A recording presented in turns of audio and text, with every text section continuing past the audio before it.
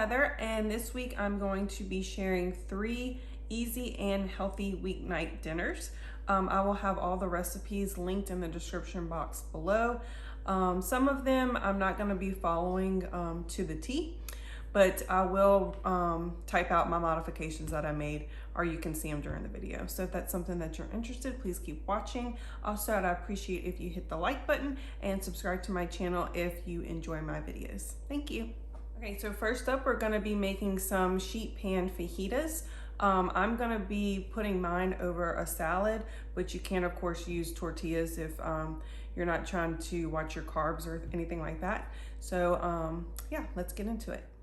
Okay, so for our ingredients, we're gonna need some chili powder, honey, salt, garlic powder, and cumin. You're also going to need some chicken. I have 2 large chicken breasts that I already had, and I'm gonna cut these into like tenderloin pieces. So if you had tenderloin pieces, that would work better. Also need some unsweetened pineapple chunks, and 2 type of peppers. You can do any color, both green, red, yellow, whatever colors you want. I got a red and a yellow. You need 1 jalapeno pepper and 1 red onion. You're also gonna need a lime, which I don't have. My husband is picking that up for me right now at the store. And then to top off your fajitas, like I said, I'm gonna be doing mine on like as a salad. So I just have some spinach and spring mix that I'm gonna put it on, but you could also serve it with tortillas. And then I have some salsa that I'm gonna top the salad with, in addition to avocado. So you can just kind of change this up. You can put cheese, sour cream, whatever you're feeling that day. Okay, so first we're just going to chop up the peppers and the onion.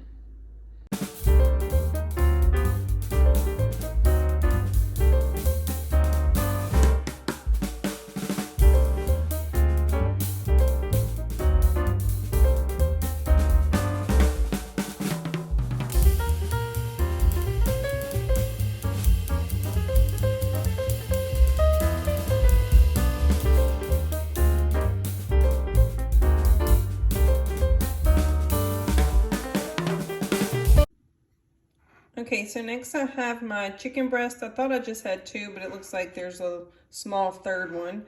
And I'm just gonna cut this into smaller pieces.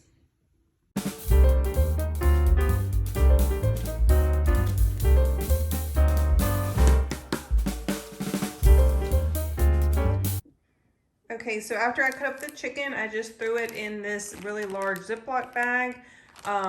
It just makes it easier to mix everything together because I'm gonna throw in all those spices and the rest of the ingredients, mix it all together, and then put it on our sheet pan.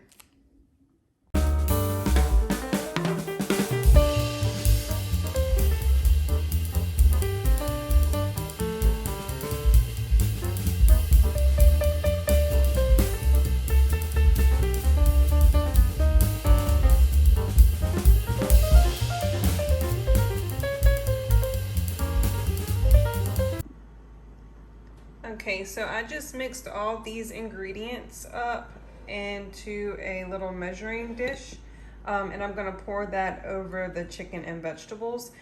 And also I'm using coconut oil, but you can use whatever oil that you have on hand. And I had about 2 small limes, so I did 1 1/2, and I just saved this half for garnish.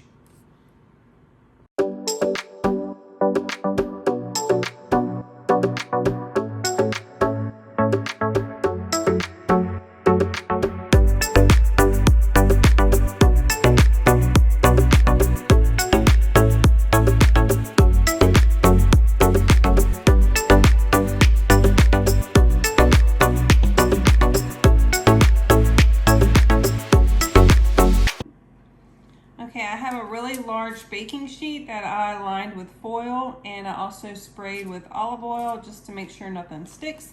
And I'm just gonna pour my ingredients out onto the sheet pan.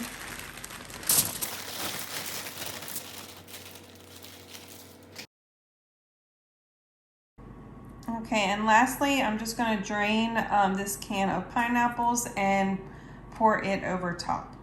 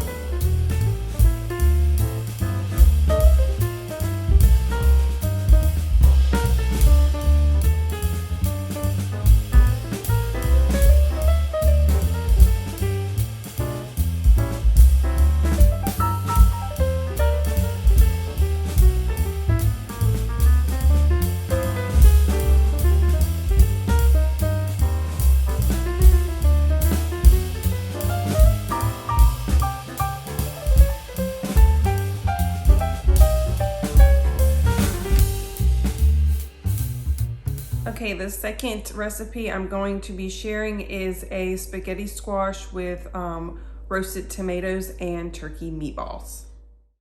So you're going to need some turkey, almond flour, 1 egg.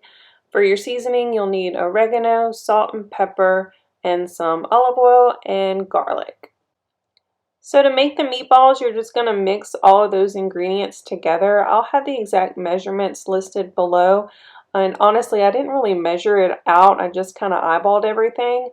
And then you're going to just form your meatballs.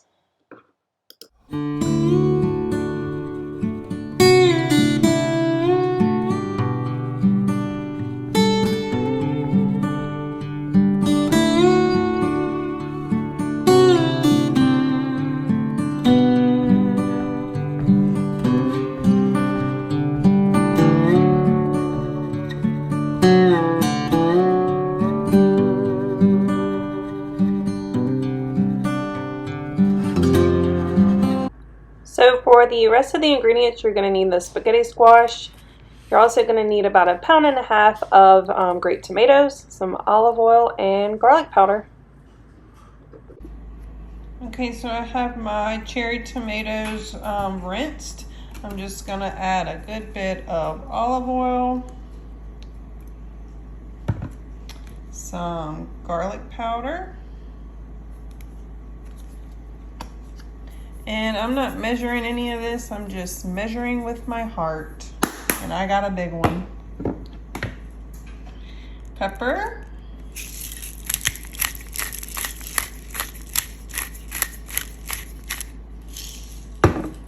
and some salt.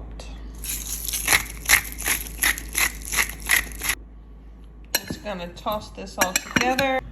Okay, so we have the spaghetti squash. I got my husband to cut it in half. That's the hardest part about cooking a spaghetti squash, is cutting the darn thing in half.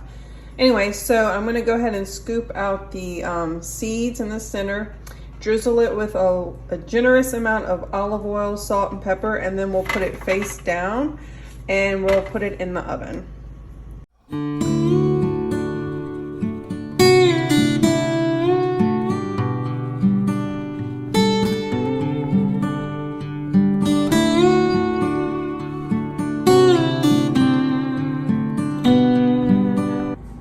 Okay, so the meatballs are done, so I took those out, and I'm gonna go ahead and put the spaghetti squash in at 400 degrees.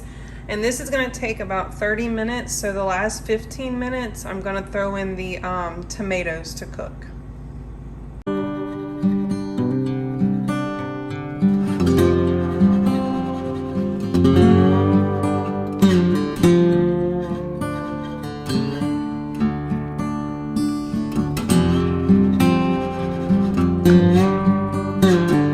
Okay, so if you've never done spaghetti squash before, all you do is once it comes out the oven, you can let it cool a little bit. I already started this one, so you just take a fork and you just kind of shred it, and it turns into spaghetti. Okay, so now that everything is done, I'm just gonna go ahead and assemble it. And I will say that you can add some olive oil just in case you need a little bit more, I guess, sauce, but it's delicious.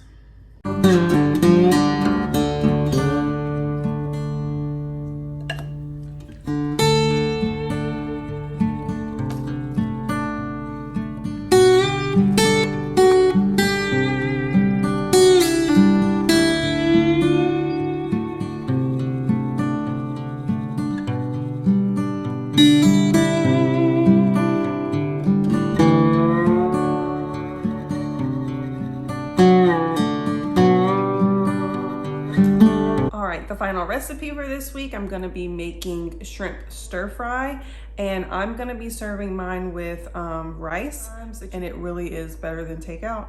Like, it's delicious. So if you want to see how I make my stir fry, then keep watching. Okay, so for the shrimp stir fry, of course, you're gonna need shrimp. So you'll need a pound of shrimp, and I'm just using this one from Trader Joe's. You're also gonna need some shredded carrots, sugar snap peas, and coleslaw. Now, I prefer the angel hair coleslaw, but they didn't have any at the store. So I ended up just getting this one, and we're just gonna make it do. For the sauce, you're gonna need some honey, some coconut aminos, or you can also just use soy sauce, sriracha or hot sauce, some sesame oil, and cornstarch. And then to go along with the stir fry, I'm just gonna be making some coconut rice. So for that, you're just gonna need some coconut milk, unsweetened, and some rice. And like I said, you can also just serve it with cauliflower rice if you're watching your carbs. So yeah, let's get started. Okay, for the coconut rice, you're gonna add 1 can of unsweetened coconut milk, 1 1/4 cup of water, a little bit of salt, a teaspoon of sugar, 1 1/2 cups of rice,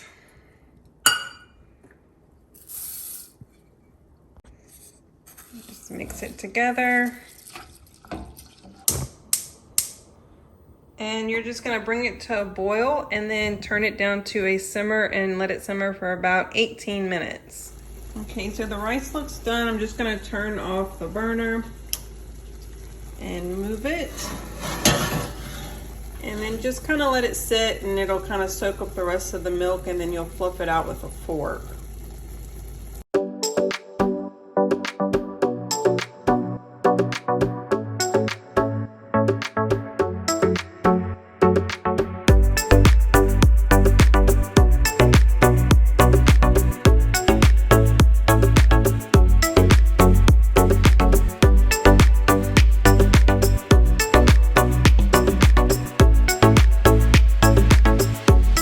Okay, so first I'm just gonna put a little oil in the pan and get that really hot.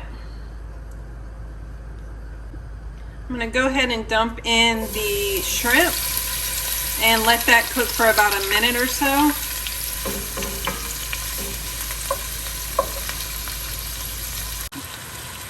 Okay, so next you're just gonna add in your shredded carrots. I have a 10-ounce bag, and I'm just gonna do about half, but you can do however much or little that you want.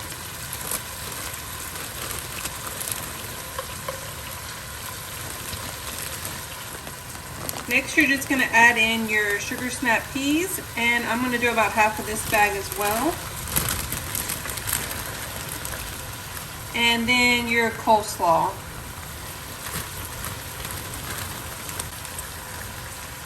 And I'm just gonna put a lid on just so that steam kind of helps the cabbage cook down. Okay, so my vegetables are still pretty crisp. It's only been cooking for about, I guess, 3 or 4 minutes. But I'm going to go ahead and pour over our sauce. And it doesn't look like it's much, but it does end up covering all of it. And then you're just going to want to cook this down until it kind of thickens up. I just have it on low heat.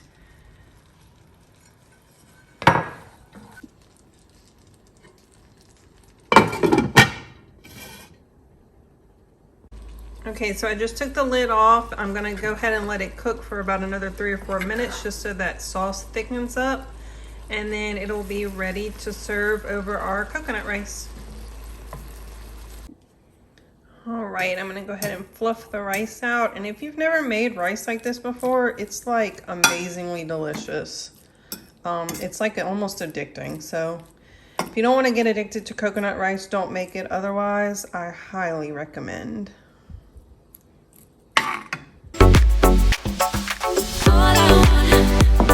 All I want